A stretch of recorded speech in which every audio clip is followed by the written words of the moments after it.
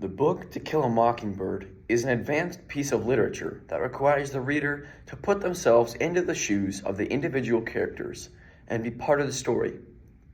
This book writes out perfectly the small town characters as they go about their daily lives. Quote, men's stiff collars wilted by 9 in the morning, ladies bathed before noon after their 3 o'clock naps, and by nightfall were like soft tea cakes with frostings of sweat and sweet talcum. It goes into the first-person view of Scout, a 6-year-old girl, and how she and her brother Jem living in a poor town during the Great Depression. There was no hurry, for there was nowhere to go, nothing to buy, and no money to buy it with. Scout and Jem are humorously infatuated with the Radley house across the street. The Radley house is the town's ghost story, as it contains someone whose stories are told daily. People said he went out at night when the moon was down and peeped through windows.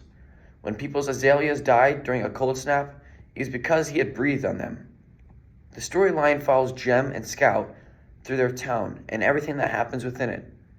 From the Radley house to a one-sided court case, it shows how the small town interacts with each other throughout the whole book. Atticus, Jem and Scout's father, is a lawyer who is in charge of the court case between a black man and a white woman accusing him of rape.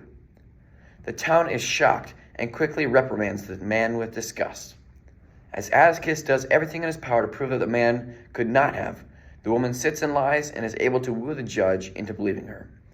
The book is fascinating and should be taught everywhere due to its advanced literature. This book was one of the best I've ever read. It had lots of highs and lows with the characters and was able to portray perfectly how they dealt with it. The plot of the book is fun, appealing yet profound, and thought-provoking. The book made me laugh on several occasions. It made me reminisce about my own childhood, personally. The beauty of the book lies in the easy flow, with the matter-of-fact conversations that at no point leave the realms of truthfulness and never come across as a pretense to me. I love how, in the voice of Scout, which again is the 8-year-old girl, the sincerity and the innocence of how she talks just kind of comes above everything. And like when the moments when the children get into fights and stuff or other bad things, the grown-ups in the story, you know, they punish them, but they make it into a lesson, kind of. Every character is sketched close to reality, yet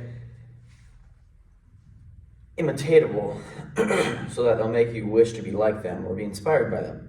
The book has 3 child characters, ranging in ages between 8 to 12 years old. The book is an innocent, sensitive portrayal of the growing up, the emotional, physical, and psychological changes that happen, you know, as adolescence steps in, and that is really captured in the book.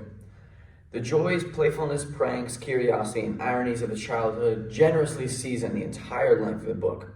It's heart-wrenching that racism, cruelty, and the prejudices and the discrimination talked about in the book still exist,